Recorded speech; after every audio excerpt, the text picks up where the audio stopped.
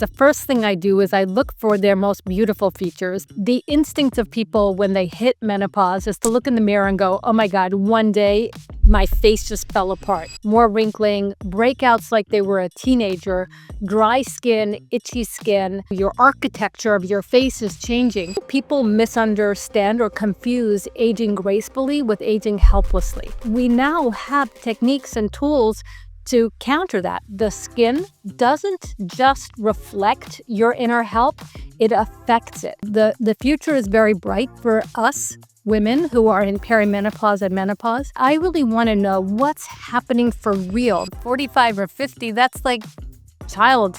I mean, that's so young. I have people in their 90s that I'm still working on. Welcome to Cake for Dinner. This is Not Your Everyday Mom podcast. We laugh, we curse, we tell the truth, and we're here to ditch the perfection culture. Hi, friends. Before we jump into today's episode, I have something really special to share. If this podcast has ever made you laugh, made you feel seen, or reminded you that you're not alone in motherhood, I think you're going to love my new book, Cake for Dinner. This isn't a parenting manual. It's the stories I never thought I'd tell, the lessons I learned the hard way, and a reminder that none of us have to be perfect to be really good moms. If you've ever wondered if you're doing enough, this book is for you.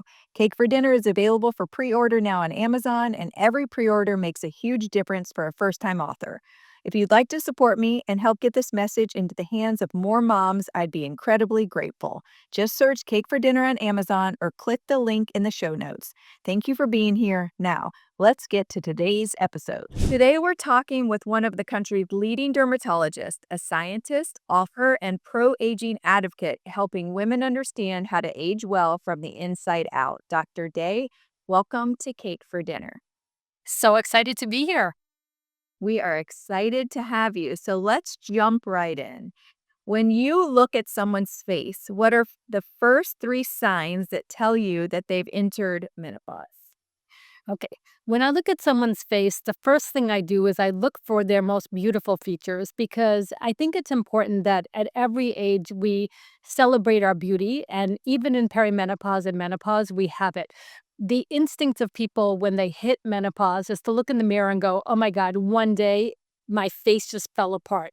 So that's one of the signs is when somebody comes in and they say, oh, my face, I'm sagging, I'm jowling, all of these issues. So that's one sign. And people usually feel it before the rest of the world sees it. The signs that I see is when people start to come in, they notice more wrinkling, breakouts like they were a teenager, dry skin, itchy skin, skin that doesn't behave the way that it used to. Then I start asking them questions. Well, how's your sleep? How's your mood? Are you feeling like maybe you're more bitchy or are people more stupid? Is that like what you're asking yourself? That's perimenopause. And like the people who laugh at that in a certain way that you just did, they get it because it's different when you're a teenager or in your 20s versus in perimenopause. You get that edge to it. So there's a lot of signs that women are going through perimenopause. The other that's really interesting that's more subtle is changes in facial expression. So what I see is that as the bones change, which they do, your architecture of your face is changing, then women start to kind of go through the path of least resistance. They start to furrow more and frown more, and their resting face is more of a pucker or a frown, and they hunch. So it's body posture, it's body language as well that goes with it that are subtle clues that someone's in perimenopause. And a lot of what I do is I help women even do as simple things as learning better facial posture, which is learning to lift your ears back, learning to hold your face in a neutral position that's not in a frown, which you do organically. But a lot of women have to use muscles to hold their face in that expression that's not a smile, not a smirk, but also that's more neutral than a frown, which is maybe what's more comfortable sometimes. Um, because I love to learn, I will ask you something about my own face. What about when start to sink in their temples? Is that a hormonal thing or just simply age? It could be somewhat age related because your skeleton is shrinking. It could be also being very fit and very thin. And I see that a lot. And the temples are one area where I do put a lot of filler, and I use mostly Sculptra in that area. Sculptra is made of poly-L-lactic acid. It's a biostimulator. And so when you inject it in the temples, there's a lot of vessels there that you definitely don't wanna get into, so it's a very tricky area that you inject as the doctor doing the treatments. It's someplace that I'm very especially careful about, and the nice thing about Sculptra is that it's tiny particles suspended in water, so it's very viscous going in, and that means that I have a better chance of making sure that I'm where I need to be and injecting something that's safer in that area. There's hyaluronic acid fillers like Voluma and I think Restylane Lift and Contour that are FDA approved for there, but you have to be very careful injecting there. But when your brow starts turning the corner and kind of coming more off your face and on your face, then it's time to consider filler for the temples. Yeah, actually, sculpture was in one of my questions. I can't find it, but let's just jump to that. Is there anybody specifically who is a better candidate or not a candidate for Sculptra? And I think one of the things that I've heard is that it takes a long time to work. Like, are there any sort of specifics that you'd like to share with us?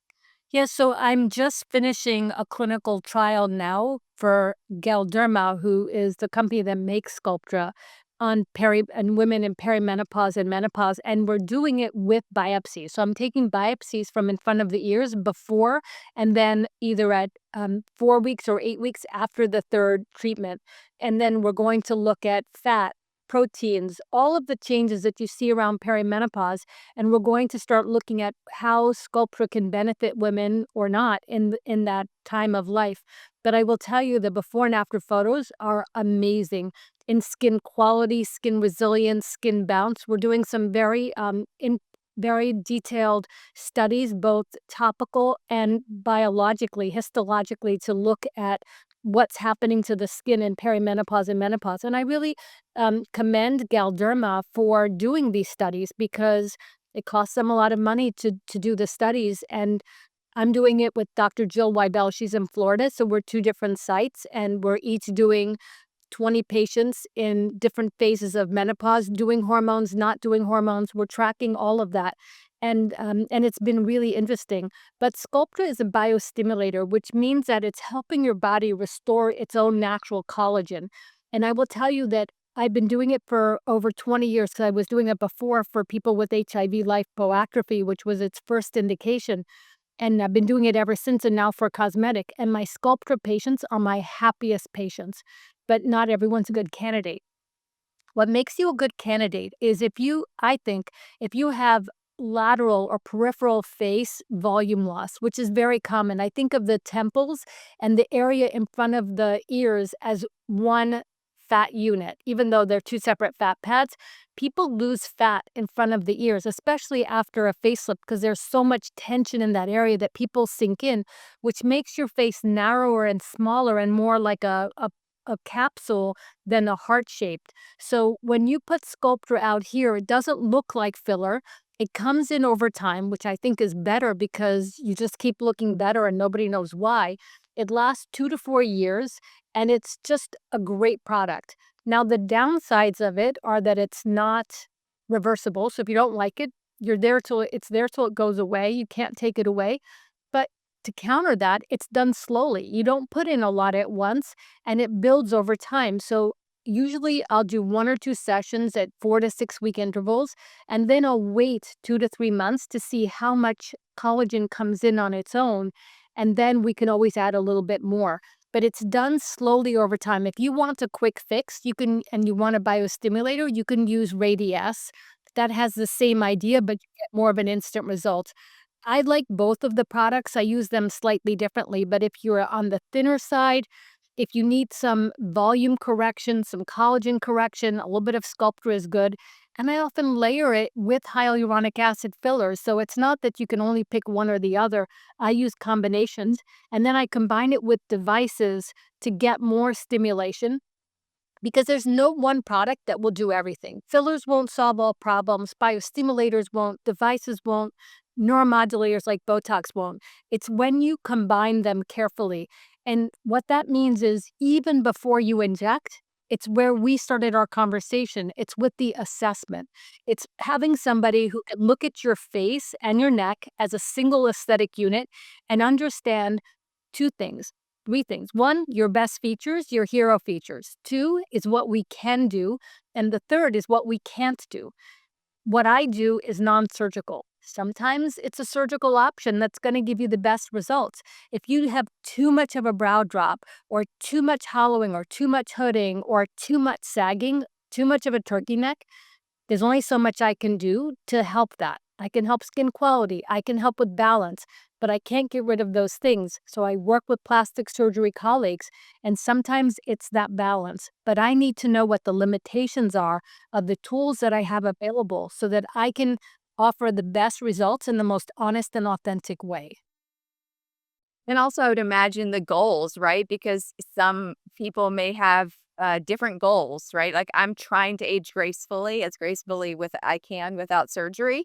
So if I come to you with that in mind, then you're obviously not going to recommend plastic surgery. So then we would just work with what I have and the tools you have, I suppose. No, you're absolutely right. That's always my first question is, would you have a facelift? Whether or not I think someone needs one, I always ask that first because there are people who I don't think need a facelift, but that's what they have in mind. I will never make them happy. If you have a facelift in mind, go see a plastic surgeon first, and then we can talk after. Then I have people who need a facelift for their best results because there's things I can't do, but they'll never have one. Then I know that what I do will help them be more balanced and they'll be happy. But what you said was really interesting about aging gracefully. So I think people misunderstand or confuse aging gracefully with aging helplessly. So on my Instagram, when I post things, so many people write, oh, but you've had filler, you've had this, you've had that. And that makes you somehow not age gracefully.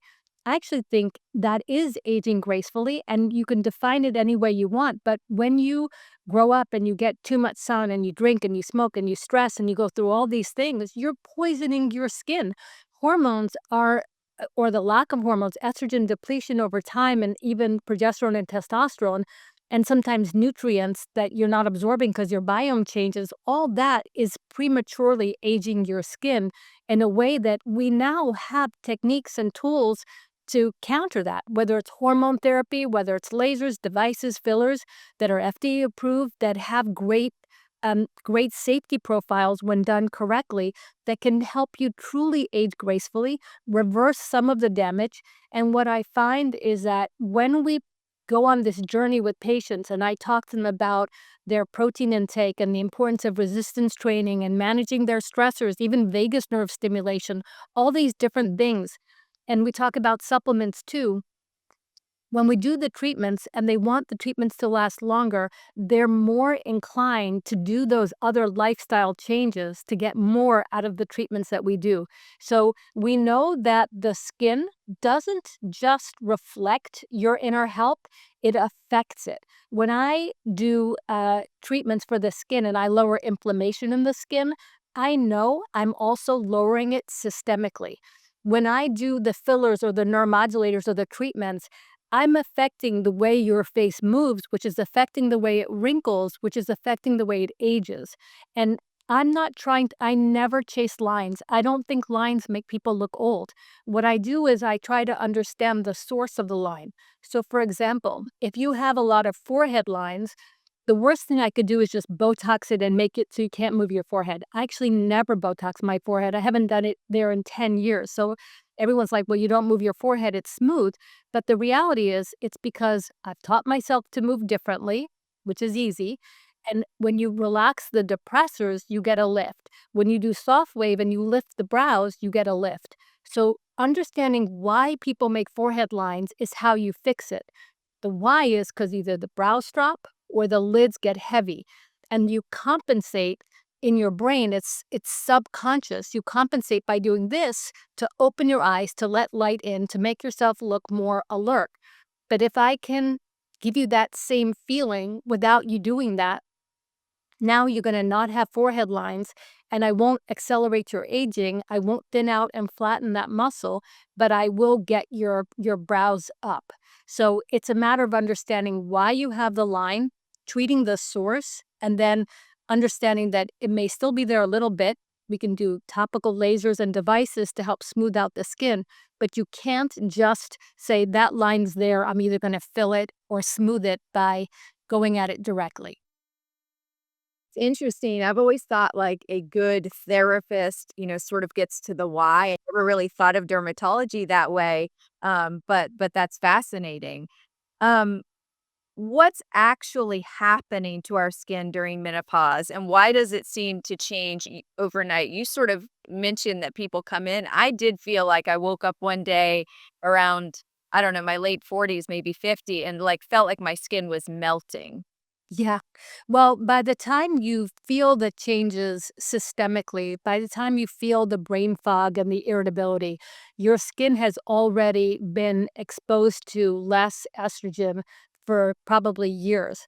So, hormones work by binding to receptors. What makes a hormone is that it's made in one place, but it acts someplace else. It's a catalyst. It helps reactions happen. So hormones have to bind to receptors to have an effect. So you have estrogen receptors in your skin. Probably the highest concentration in your body is in your skin and your neck, and then your genitals is a second area. But you have very specific estrogen receptors there. They're called estrogen beta receptors. Your reproductive organs have estrogen alpha receptors. So you have two different receptors for your skin versus your breasts and your ovaries and other reproductive organs. So when your estrogen starts to decline, your skin estrogen receptors also decline, which mean and you need estrogen for collagen production. It's a critical component of that. But what happens is your estrogen receptors in your skin declines because your brain needs the estrogen. So the estrogen receptors in your brain increase because your brain gets first dibs on everything, sugar, energy, everything, including estrogen. So your skin is already being deprived of estrogen. Now, why this is important is that there's this other protein kinase called mTOR, which is a master regulator of aging. When you start to go through estrogen, mTOR has two pathways, one and two. One is the growth pathway, two is repair. That growth pathway, which is telling your cells, the fibroblasts that are making collagen amongst other cells, it's telling it, make more collagen, turn on, turn on, turn on. Those fibroblasts get exhausted and they get depleted, and they're less efficient at making collagen. So if you ran a marathon every single day and you didn't recover and repair, do you think you're going to run that fifth marathon as fast as the first? No. Are you going to be injured? Probably. And that's what happens to the fibroblasts. That TORC1, that mTOR1 pathway with the change in estrogen goes out of cycle and it gets stuck in the on position. So those all the cells are being told constantly to keep revving up and going, going, going, and they start to get depleted and exhausted and less efficient at making collagen. So now we're looking at products, and I did help work on one that's now called ReQ that slows down that TORC1 pathway and allows your skin, your fibroblasts, to start to recover and have more autophagy and repair. So now 56-year-old fibroblasts that were in perimenopause and menopause behave more like 23-year-old fibroblasts. So I combine this with topical estrogen and with retinols, not retinoic acid, but retinols. And I find that when you combine that with treatments that we do in the office and proper sun protection, there's so much you can do to help restore skin in perimenopause and menopause on the face, on the neck, on the arms, above the knees. So where we're going with skincare now is really towards cellular longevity, not just things that treat what we call the hallmarks of aging, the brown spots, the red, the wrinkles. We want to get under that about what's driving that. How do those happen? How do I fix that source? So when I use the vitamin C and the other products, the cells that I'm trying to stimulate to get them to do what I want them to do work better. Because what I noticed is that when I see 60 and 70-year-olds doing CO2 lasers and different things, whether they do it with me or while they're getting a facelift, they tell me they had the downtime, but at the end, their skin didn't look any better. And that's because those fibroblasts, the cells that we're hyperstimulating when we use those treatments, are exhausted and they're not efficient and they simply can't make collagen the way they used to. And I needed to figure out, how do I revert that to those cells to age younger so that they can now start making collagen again. And the difference is incredible. So the future is very bright for us women who are in perimenopause and menopause. Between our new understanding, which should have been the old understanding, I've been preaching this for 20 years and getting so much pushback from my colleagues. Now, finally, they're coming around and talking about menopause hormone therapy as being reasonable. Well, finally, now we are using, I'm doing another study now with another company where we're looking at epigenetic changes from topical estrogen therapy. So we're having women in perimenopause and menopause, hormone therapy, not hormone therapy, use a topical estrogen, and then we're doing skin swabs looking for epigenetic changes. And that data should be out in about a year. But I really want to know what's happening for real, not just what do I think I see, but what is the science behind it? And I want data and I want it to make a difference before I tell somebody that this is a good idea or not. So anecdotally, seems to be a good idea, doesn't seem to do harm, which is great, but I want to know, is it really working or am I just imagining it? Wow, fascinating. So can people buy these products from you or Yeah, from me or so we from know website. So ReQ Health is one great source that you can go to. My website certainly has it as well, but reqhealth.com is another one. For the topical estrogen, I have it here. The study is ongoing, so if somebody thinks they're a good candidate, they can feel free to reach out to us as well. But there's so much out there that you can do. But it's the ReQ, I think, is the game changer. And then when you combine that with estrogen, with topical retinol, it works really well. And even by some. I wanted to stop and ask that because I imagine if somebody's sitting in their car listening, they're gonna wanna know right now what the name of the product is, so Yes, thank you. RE-Q. If you had a healthy 50-year-old woman with a reasonable budget, what would you tell her to spend her money on, and what would you tell her to skip? Well, definitely sunscreen. And now we have that new sunscreen ingredient, BEMT or bimetrizinol, that is available in Europe for decades, but finally FDA approved here. And the FDA approval means a lot because the FDA standards are really high. The old sunscreens that we've had keep getting grandfathered in, but to meet the new FDA standards, were even updated again in 2019. You had to show minimal absorption, you had to show broad spectrum protection, you had to show real world use benefits as opposed to just in the lab under controlled circumstances benefits. So the BEMT, which is Tinosorb S in Europe, is a great product that's photostable, meaning it doesn't get broken down by sun. It's minimally absorbed.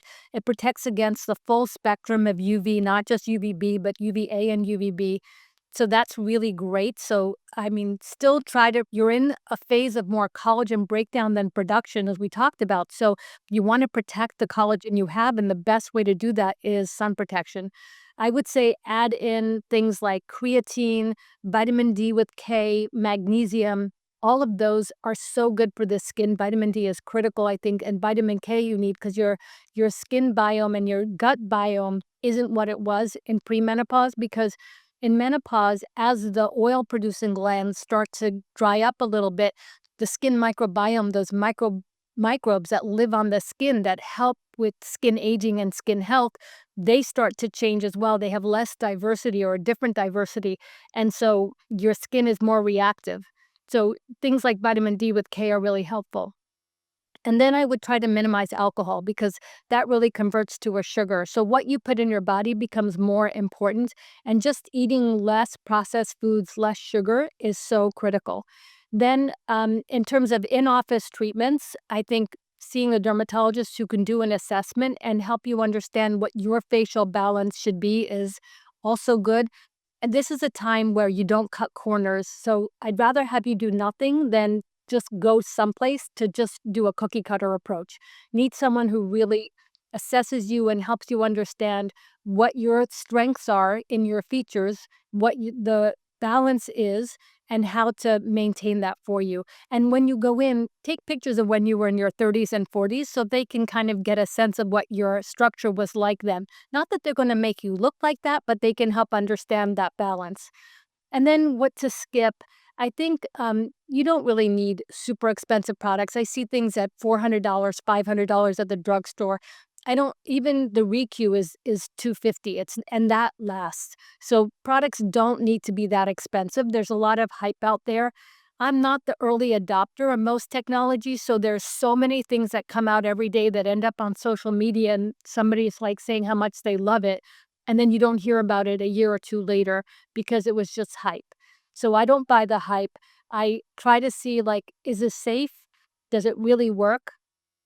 And once it hits the market, I want to know what could go wrong and what I would do about it before I invest in that. So I feel that way about new products that come to market. I get excited because I love new technology. I'm always curious, but I don't always adopt it. So until I know, does it really work? Is it really safe? What could go wrong? What would I do about it? And then how long does it last? But the idea too that you can just do a facelift and then you're done is also not true. When I send someone for a facelift, they always still have to come back for the things that I do because facelifts also don't solve all problems. So you have to know that this is an ongoing project. My husband always jokes about things being temporary, and I go, well, life is temporary. Like everything is temporary. You have to maintain the benefits. You have to maintain treatments in order to maintain benefits. So it's not like you do anything once and you're done. Everything has to be maintained. Yeah, at this stage in life, it feels like maintenance is the key, Yeah. really. And then, of course, So you exercise is key because resistance training builds collagen in your skin. So doing resistance training is really important. So we've talked about or you've mentioned collagen a few times, and I think just remember that a lot of the listeners aren't as smart as you. Give us the like real breakdown, sort of simplistic explanation. What is collagen? Why do we need it? Should I be putting it in my coffee every morning? Kind of give us because a lot of people hear, okay, we need to eat more protein, you need to take collagen, peptides are a thing, but we never really totally understand this stuff. Well, collagen is the most abundant protein in the body, and it's really important. It's what gives your skin that firmness and bounce, the collagen and the elastin, the elastic tissue in your skin. And it's made in the skin by cells called fibroblasts, which over time in menopause can become exhausted and depleted. So you want to protect the collagen as much as possible. When you get exposed to UVA light, that goes right through the skin, right to the collagen layer, creates this enzyme pathway called matrix metalloproteinases, MMPs, that break down collagen. So when I look at the skin that's sun damaged under the microscope and I stain it for collagen, it's a purple stain. The collagen looks like in these yucky, disgusting little balls and clumps. They look so miserable. Healthy collagen are these beautiful purple waves, and they you could see how they're helping the skin. But damaged collagen is really just you look at it and even without knowing anything, you'd go, okay, that doesn't look happy or healthy. So now when you take collagen, if you use collagen topically, it's basically a moisturizer. It's not going to go in your skin and become collagen. When you take hydrolyzed collagen by mouth, it's a protein. So you eat it, you ingest it, it goes through your stomach, gets broken down by the stomach acids. And so a lot of people will say, well, just eat protein because it doesn't matter. It just gets broken down, so your body doesn't know the difference. But actually, I think it does. And there are some studies that show, at least theoretically, how that could be true. So once you break down the collagen in your stomach, what you're doing is you're breaking it down to the essential elements, the building blocks of that protein. And now your skin, your joints have those building blocks, and it's a step closer to building collagen. So I've seen enough data, and of course, it's done by the companies. Who else is going to do it? I mean, you have to have a financial interest to do a study, but you can have a financial interest and still do a study well. It's not, I mean, you won't publish if the data is not good, but when the data is good and they publish it, and they can convince me, because I'm a reviewer for many journals, that there is a scientific basis to why this could be true, then it's something that at least plausibly can make a difference. And then you have to say, what's the harm? If you don't have kidney issues and you don't overdo it, you're not going to stress your kidneys. So I don't see the harm to it. So I have been doing collagen supplements and recommending it. There's a few brands I think that stand out, and I can mention names if you want, but, do you want me to mention name? Okay. I Yeah. like Skin Okay. Aid and Liquid BioCell. I think those are the 2 best ones I've seen. So those are the ones that I do, that I take, and yeah, it doesn't have a flavor. The Skin Aid, the Liquid BioCell, you just have a swig of it in the morning and the evening. I just buy it the liquid and I take it that way. But you can certainly add the powder into your coffee. I don't like collagen capsules because I think that's too much concentrated protein. I want it in water. And there isn't one thing that's going to fix everything, but I do think adding collagen at perimenopause and menopause to support collagen production along with the other things that you do can be helpful. And if you do it correctly, wouldn't do harm as long as you don't have kidney issues. But of course, always speak to your doctor. Okay, I want to go through a few rapid fires. Worth it, Yeah. maybe, or skip it. All right. Botox before wrinkles appear. If they're lingering at rest, keep it. Worth it. Okay. But if there's Retinol. nothing, you were not making that movement, not worth it, then skip it. Skip it. Okay, retinol. Worth it. Red light therapy. Depending on the device, worth it. The mask. I feel like that's the Yeah. not everybody's. There's so many out there. Okay. Okay. Um, we already talked about collagen. Peptides. Peptides are just simple proteins. It's a category. As a category, I think their Olay has had peptides for 30 years. It's what your grandma used. So I think they're worth it, but it doesn't it's like saying milk. I mean, it's Well, what about specifically copper? copper for sure worth it. Okay. You said Sculptra, you're a big fan of PRP.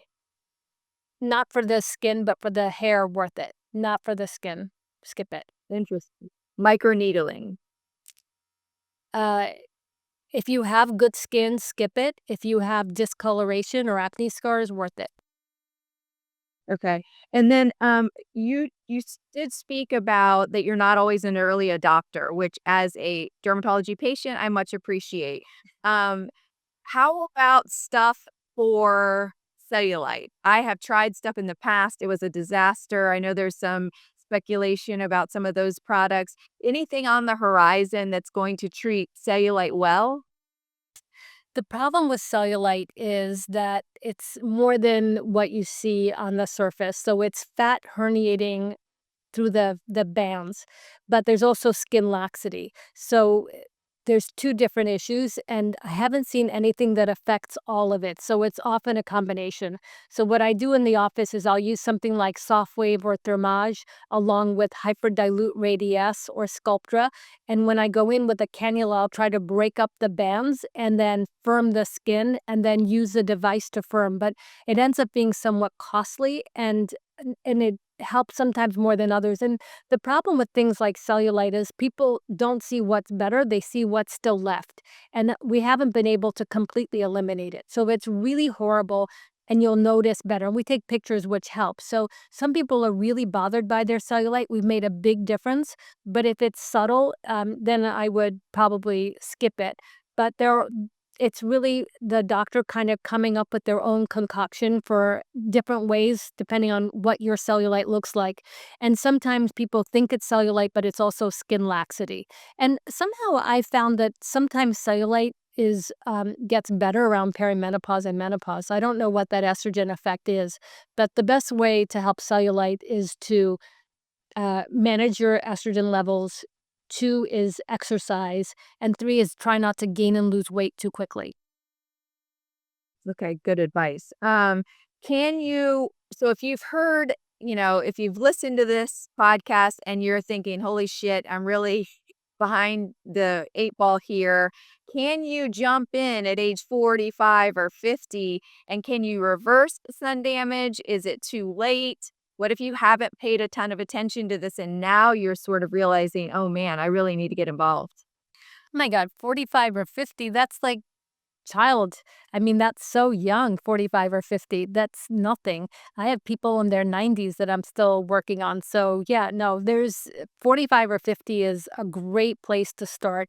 And there, generally, we do the assessment, but things like even just soft wave once or twice a year can make a big difference, and a little neuromodulator. You often don't even need filler at that point. But it's a matter of doing small tweaks over time, and 40 is definitely not like you're so far behind that you have to say, "What's the point?" But I don't really think there's an age that someone is too old. Even too young, I don't think there's an age. I don't usually go by number, I go by what I see. Sometimes we're correcting genetic deficiencies. Some people have just small chins naturally, we need to support that. And some people hit their 50s and still don't need a neuromodulator. So it's what your face is, how it moves, and some people come in and they feel like they're missing out by not doing stuff, but they just don't need it. And so we don't do it. Oh, well, that's a great problem to have. I Yeah. guess for my last question, um, what's one rule that you've let go of as you've gotten older? And this isn't necessarily dermatology focused, just women focused. What's one rule you've let go of as you've gotten older that has made your life better? Well, I've learned to have a shorter memory. So I've learned that things that irritate me, I don't have to hang on to, whether it's with my husband or work or kids. I just learned to just roll with it and let it go. And only the end of the world is the end of the world. So I've just sort of learned to just choose happiness. And it's really made a huge difference. I'm innately an optimist. And I've become more of a radical optimist where I just really choose to see the good in as much as I can around me and in every situation, and I think it makes such a difference. I look for the good. I feel like if you're lucky, that is a side effect of menopause, like the estrogen leaves and so do all the shits that you gave before. It's like this sort of renewed peak into your life. Well, it starts as giving more, right? So it's when you're going through menopause, like everything is the end of the world, like, and you want to really attack it. But I think hormone therapy and proper nutrition and exercise, like what happens is in perimenopause, if you do it, what I call do it right, is you see if you're a good candidate for hormone therapy, which most women are. The vast majority of women are. They're just misinformed. And then you say, okay, what I do makes a difference. So you really get into the resistance training and the exercise, and you really focus on sleep and measuring your quality of sleep and doing what you can to do that. And you focus when you hit your 50s, ideally your kids are relatively grown, your career is relatively set, your relationships are relatively where they want to be. And now it's about you. You finally have time to focus on yourself and do what you need. I now have a weight trainer. I do all these things. And if I see something I like, I get it. Like, or I go, I don't really want that. I don't get it. But I don't perseverate over things the way that I used to. But you have to get to that by doing all those lifestyle things. And the beauty of it is when you do those things, you look better, you live longer, and everything works better. So it becomes this positive chain. But if you don't, you can go down a negative path. Anxiety can increase, weight can increase, depression can increase. So you have to put effort into it, but with the right support and finding the right doctors, you can get to that good side. And my job, I think, more than anything, is to be my patient's biggest cheerleader, to help point out to them all the good that they have, both physically, mentally, socially, wherever I can find it in them, whatever they choose to tell me, and then help them see it and then help create it for them in a lasting way. But it's never about just come in, what do you see, erase it, and then send you on your way. It's never that. Well, I feel like your patients are so lucky to have you, and we are so lucky to have had you today. If patients hear this or women hear this and they want to learn more, they want to know more about you and about your practice, where can they find you? I'm on all the social media at Dr. Doris Day, Dr. Doris Day. And then that's my website as well. So I'm easy to find. And if you're old enough, you know who Doris Day was. So it's an easy name to remember.